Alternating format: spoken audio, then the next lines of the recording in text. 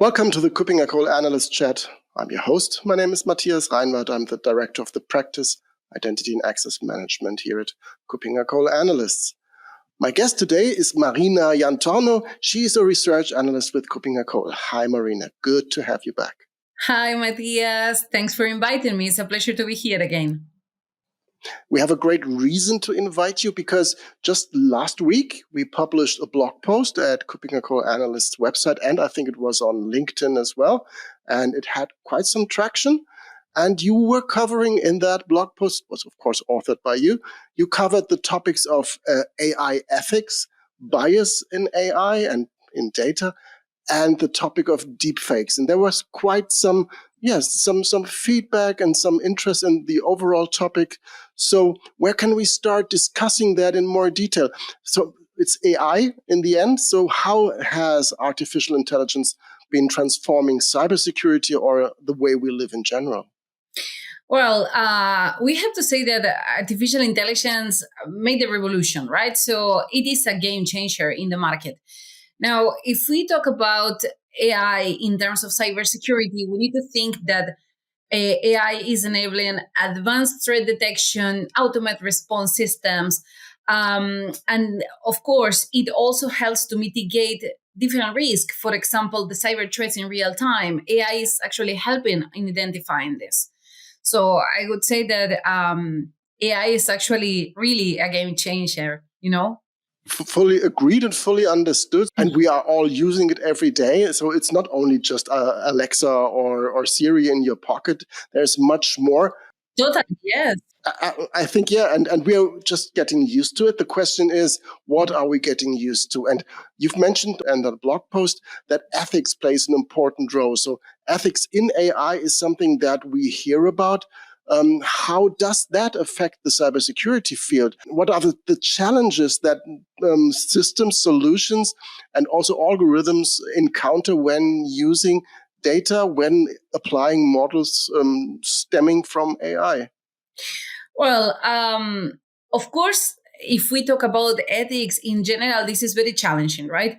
And in terms of cybersecurity, the main concern, I would say, when applying AI models is ensuring the pillars of AI, fairness in the models, because, the model is trained with the data that we are actually assigning to it.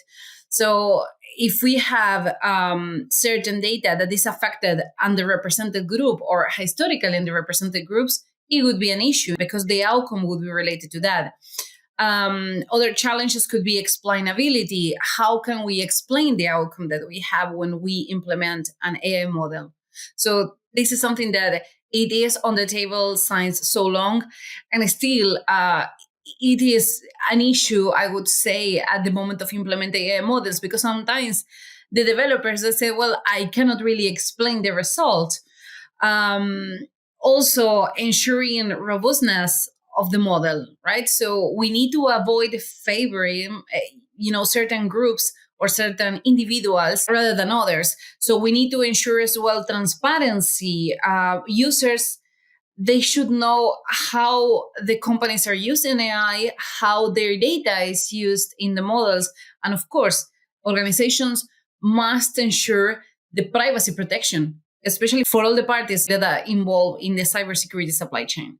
Right. We all heard about bias in AI already. We all seen these weird examples of AI, of machine learning, preferring some ethnic groups and just ignoring other ethnic groups. We have all seen that.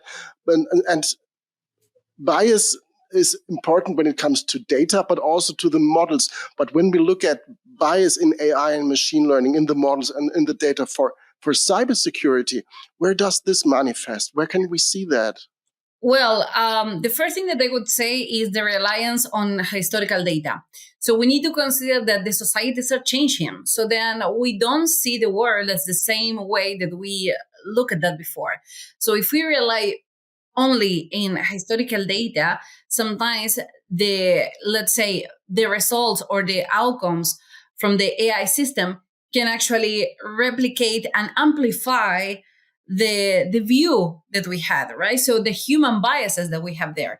And it could lead to misleading outcomes. Misleading, if we consider our reality, right, our current environment.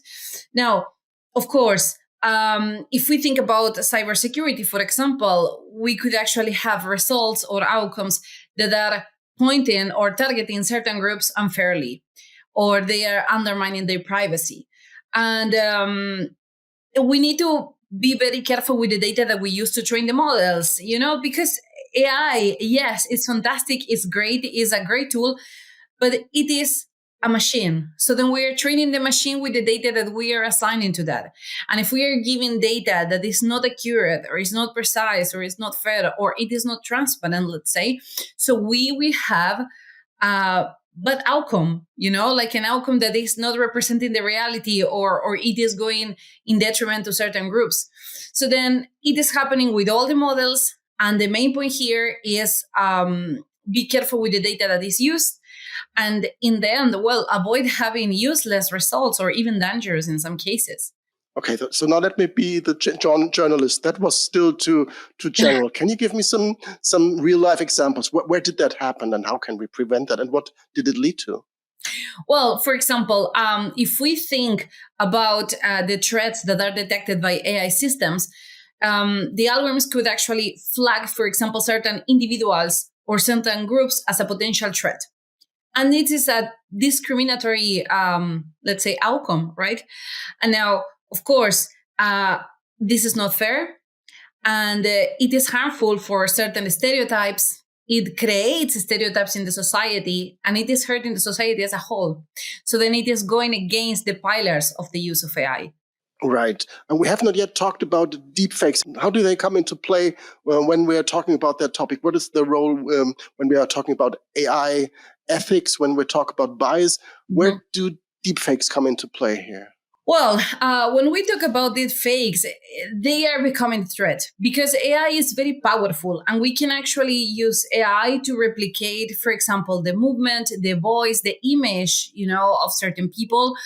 And there are many techniques that are used nowadays to, for example, use the image of a famous person and change the message that is delivered. Now, at the same time that this is used for bad, there are other techniques such as adversarial training, for example, that can be used to detect and counter the deepfakes.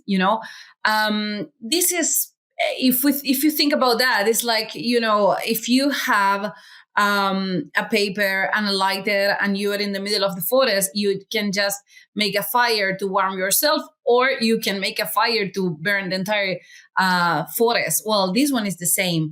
So it depends on us. How do we actually use AI, and it is crucial to actually be up to date with the new techniques to mitigate this risk. Right. So if obviously the issues are understood and are recognized and need to be dealt with, and if we have a problem with traffic security, we want to make sure that there are airbags in the car. What are the right strategies to mitigate the threats that result from bias in data, bias in machine learning models, from these deepfakes? What would be strategies to be really effective against these mechanisms?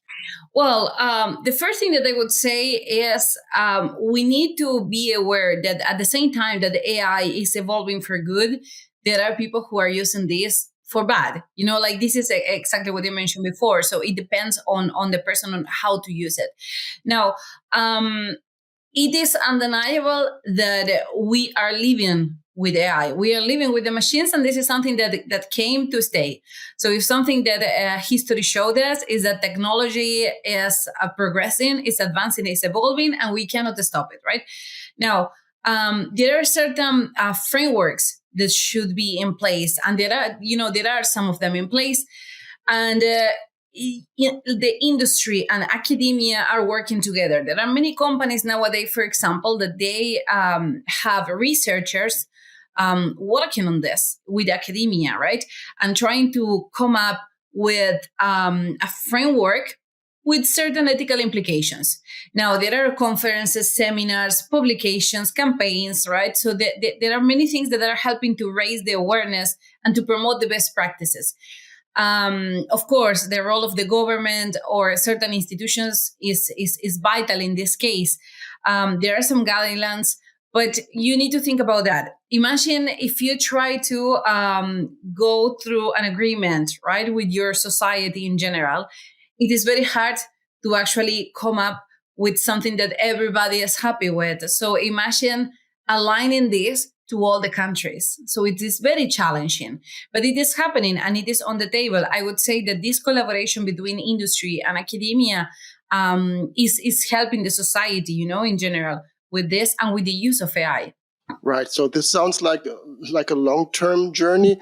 When we look and focus on the cybersecurity part of things that we are usually talking about, how should this cooperation, this public-private partnership, including academia, how should that address the issues, especially when it comes to cybersecurity?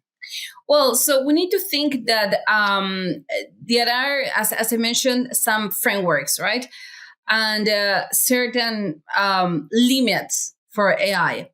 Now, it is great to know that AI will keep progressing and will be a huge help for us. But at the same time, governments and certain institutions should actually create more regulations.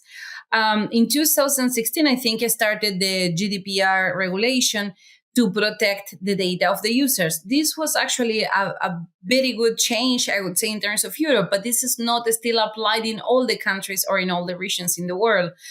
And this should be something that should be on the table as well, because users should know how their data is used for the AI models that are used, for example, in cybersecurity, to ensure their privacy, to ensure that their data is in the minimal risk to actually suffer a leakage or something like that. Again, so the main point is following the guidelines that are nowadays in the market and that they promote the transparency, the fairness, and the accountability as well in the use of AI.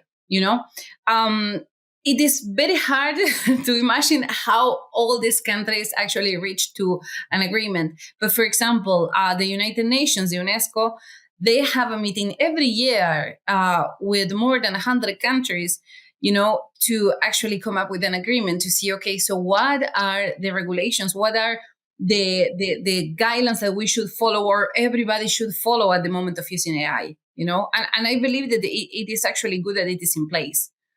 Yes, I fully agree that this should be covered. And on my virtual reading list, there is the draft of this AI Act of the EU that currently is in discussion. And you've mentioned the government already. What role do you think that regulatory bodies and governments can play or should play in ensuring these ethical AI practices in cybersecurity? What can they do? Yes, the first thing that I would say is their role is vital, is critical because they are actually establishing certain rules. Everybody, for example, nowadays is talking about ChatGPT.